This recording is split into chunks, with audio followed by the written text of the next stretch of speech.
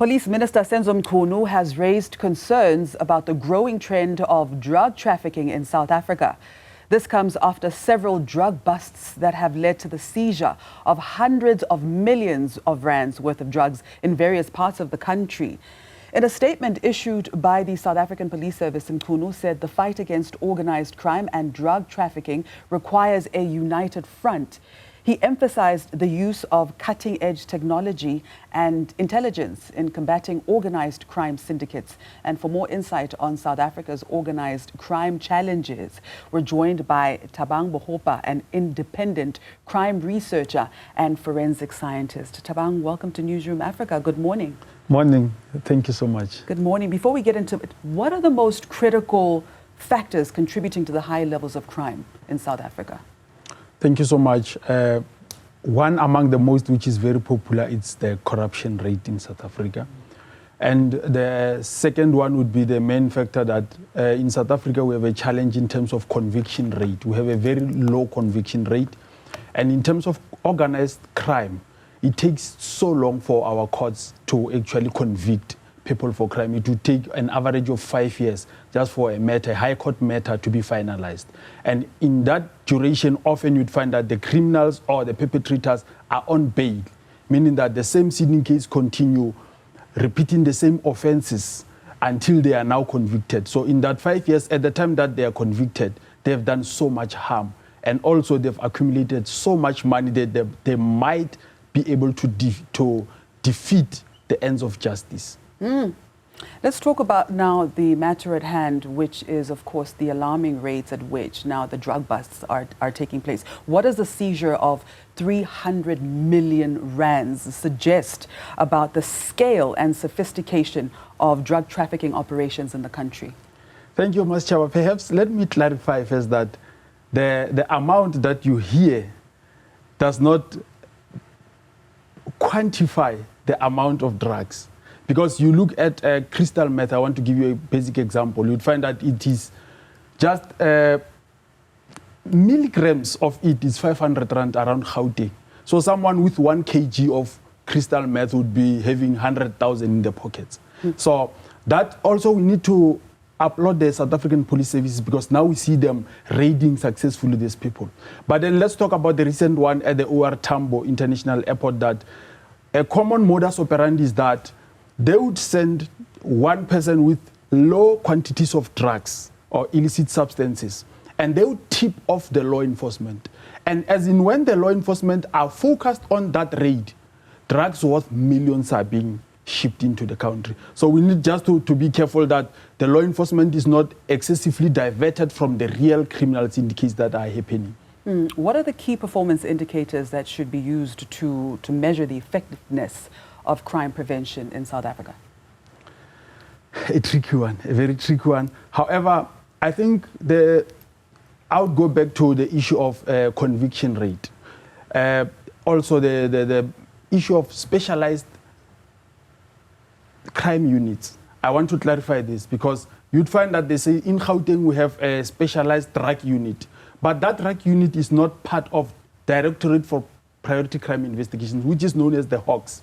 Now that's a problem, because you have a drug unit that is not given the highest mandate of law enforcement in the country. You may have an intelligence unit in Durban, in Cape Town, but as long as they are not at the highest level, which is the DPCI, then that's also a challenge. However, when we look at the crime stats, we need to weigh in the crime stats against the conviction rate, which I think it's the pinnacle. We should look at, in as much as the police are doing ABCD, how much of those crimes end up being convicted, or how much of those criminal activities end up being convicted against in the reporting year. I think that would be the greatest. Let's talk about the minister now, Minister Senzo Mchunu. How would you describe his style, essentially, and his approach to policing and the impact of the South African Police Service's effectiveness as a result? Yeah, and I think ever since we've seen Minister Mchunu being in office, firstly, he's allowing the police to do their work, which is what we love and appreciate. That the separation of powers is very important in law enforcement. You need to see a statutorily appointed National Commission of the South African Police doing what they must. The oversight, which is the minister doing oversight role in terms of policing and the police secretariat. Now it's a big, because it means that the biggest criminal syndicates will not be able to influence police work. How do I mean that? It means that someone who's very close to the minister will not avoid the might of the law. That is a very great impact of seeing a minister who's allowing the police to do their work and encouraging them to do their work, but staying in the lane of oversight. All right, let's touch a bit more on what you describe as the separation of powers. You may have seen on social media that there's been a lot of talk about what seems to be a sudden escalation of drug busts, and many citing it to the work of the new police minister. Would you then say that this speaks to the lack of separation of powers during the tenure of the previous police minister? Yeah, perhaps the line was not really clear at that time. But I think let's applaud the GNU. I want just to mention it, because we see almost all ministries, they are trying to do their best. And in this process, we also see the law enforcement also now getting to do the work that they were supposed to do, which is long overdue. I think now we see them, you can look at competition between the policing and the correctional ministry.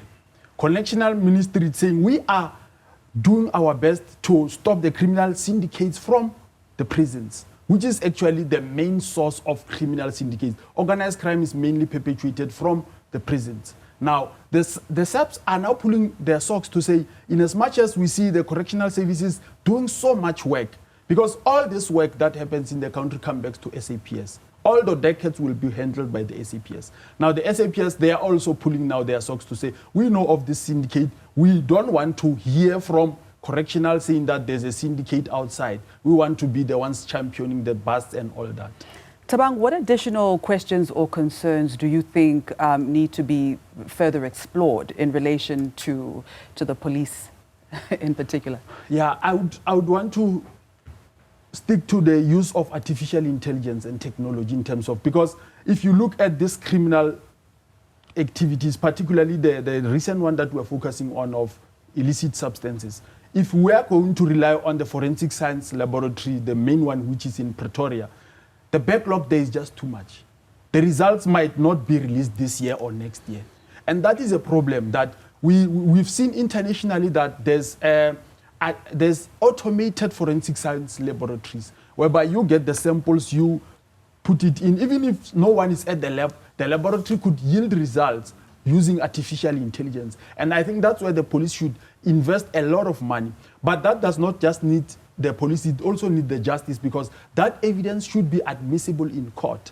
So we need to find a framework whereby artificial intelligence would be legalized in South Africa, so that if we find someone with drugs worth 2 million, we could just take a sample, put it in through the technology that's available. The technology would yield court admissible results, and then the results would be, so in a period of 3 months, the person would be convicted or would be given an opportunity to plea, to say, are you guilty or not guilty? And then if they plea, then they can start the sentence. As opposed to now, whereby the state is going to recover drugs worth 2 million, but they spend 1 million to prosecute the person. So tacitly, the state loses a lot of money to prosecute, sometimes even cases which are of lesser value than the amount that was spent on prosecuting the people and actually reaching the trial stage of the case. What is the cause of this backlog, and in what way can the state use cutting-edge technology, or, as you've referenced, artificial intelligence to alleviate this pressure? Obviously, the technology that we're currently using and relying on is outdated, and we've seen very minimal development in terms of our forensic science laboratories in South Africa. The ones that I know, I've known them for the previous 15 years. So there's been very little progress in that. But also, you'd find that we have one laboratory centralized in Pretoria or in Gauteng, which services all the 9 provinces. We have one decentralized in Durban and one smaller one in Cape Town, but the main one is in Gauteng. So you have a greater backlog caused by the quantity of work that comes to the forensics. Remember, the forensic science laboratory does not just deal with narcotics. It deals with other forms of evidence. And there's also other forms of evidence which even takes longer to process. So that on its own, and also the issue of staff complement. I was actually about to ask you because I thought, okay, before we speak about AI, let's talk about staff complement. I mean, how well capacitated is the state when it comes to such services? You know, at the low level within the South African police services, they have the most skilled people because it's the BSc graduates, it's the science graduates from various universities. The deficit that we have, unfortunately, it's at the higher level, which is the management. Because it's people who joined SAPS in 1994 with their matrics, they are now the senior managers. Those are the people who are supposed to take critical decisions about the forensic science laboratory and actually the forensic division of the South African police services. Those are the people who should go out to the world and benchmark. I've recently went to the FBI to benchmark, to say, what are you doing? What are you currently doing? Those are the people who should be at the level of benchmarking against international, because if you check South Africa, in Africa, our law enforcement should be at the level of the Federal Bureau of Investigation, which is in other countries. So we should have people who are capable to benchmark, and then the procurement processes should start to say, we are going to procure particular technology which is worth perhaps 500 million, but the benefit would be greater than the amount that we've spent. Let me speak briefly to the staff complement. People get tired, but technology can even work after hours. Technology could process all these samples during the night while me and you are sleeping. Would have the tech, because I'm not saying let's substitute the people, but I'm saying tech would also, tech cannot easily be manipulated, technology.